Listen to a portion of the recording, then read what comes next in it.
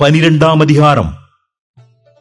அப்படியிருக்க சகோதரரே, நீங்கள் உங்கள் சரீரங்களை பரிசுத்தமும் தேவனுக்கு பிரியவுமான ஜீவ பலியாக ஒப்புக் கொடுக்க வேண்டும் என்று தேவனுடைய இரக்கங்களை முன்னிட்டு உங்களை வேண்டிக் கொள்கிறேன். இதுவே நீங்கள் செய்யத்தக்க புத்தியுள்ள ஆராதனை. நீங்கள் இந்த பிரபஞ்சத்திற்கு ஒத்த வேஷம் தெரியாமல் தேவனுடைய நன்மையும் பிரியமும் பரிபூரணமுமான சித்தம் என்னதென்று பகுத்தறியத்தக்கதாக உங்கள் மனம் புதிதாகிறதினாலே மறுரூபமாகுங்கள்.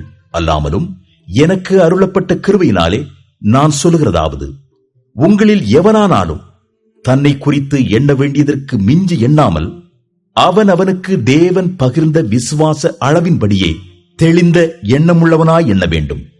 ஏனெனில் நமக்கு ஒரே சரீரத்திலே அநேக அவயவங்கள் இருந்தும் எல்லா அவயவங்களுக்கும் ஒரே தொழில் இராதது போல அநேகராகிய நாமும் கிறிஸ்துவுக்குள் ஒரே சரீரமாயிருக்க ஒருவருக்கொருவர் அவயவங்களாயிருக்கிறோம். நமக்கு அருளப்பட்ட கிருபையின்படியே நாம் வெவ்வேறான வரங்கள் உள்ளவர்களானபடியினாலே நம்மில் தீர்க்க தரிசனம் சொல்லுகிற வரத்தை உடையவன் விசுவாச பிரமாணத்துக்கேற்றதாக சொல்ல கடவன். ஊழியம் செய்கிறவன் ஊழியத்திலும், போதிக்கிறவன் போதிக்கிறதிலும், புத்தி சொல்லுகிறவன் புத்தி சொல்லுகிறதிலும் தரித்திருக்க கடவன். பகிர்ந்து கொடுக்கிறவன் வஞ்சனை இல்லாமல் கொடுக்க கடவன். முதலாளியானவன் ஜாக்கிரதையாயிருக்க கடவன். இரக்கம் செய்கிறவன் உற்சாகத்துடனே செய்ய கடவன். உங்கள் அன்பு மாயமற்றதாயிருப்பதாக. தீமையை வெறுத்து நன்மையை பற்றி கொண்டிருங்கள். சகோதர சிநேகத்திலே ஒருவர் மேல் ஒருவர் பட்சமாயிருங்கள். கனம் பண்ணுகிறதிலே ஒருவருக்கொருவர் முந்திக் கொள்ளுங்கள். அசதியாயிராமல் ஜாக்கிரதையாயிருங்கள். ஆவியிலே அனலாயிருங்கள். கர்த்தருக்கு ஊழியம் செய்யுங்கள். நம்பிக்கையிலே சந்தோஷமாயிருங்கள்.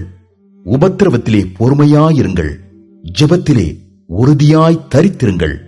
பரிசுத்தவான்களுடைய குறைவில் அவர்களுக்கு உதவி செய்யுங்கள். அந்நியரை உபசரிக்க நாடுங்கள். உங்களை துன்பப்படுத்துகிறவர்களை ஆசீர்வதியுங்கள். ஆசீர்வதிக்க வேண்டியதே என்று சபியாதிருங்கள். சந்தோஷப்படுகிறவர்களுடனே சந்தோஷப்படுங்கள்.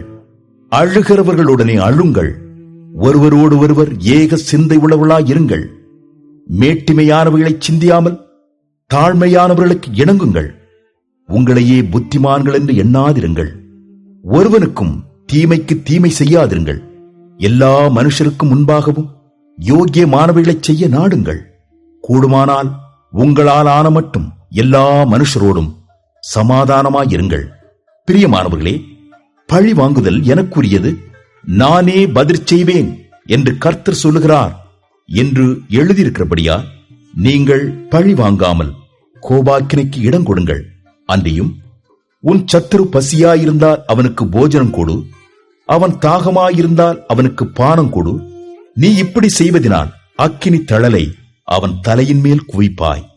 நீ தீமையினாலே வெல்லப்படாமல் தீமையை நன்மையினாலே வெல்லு.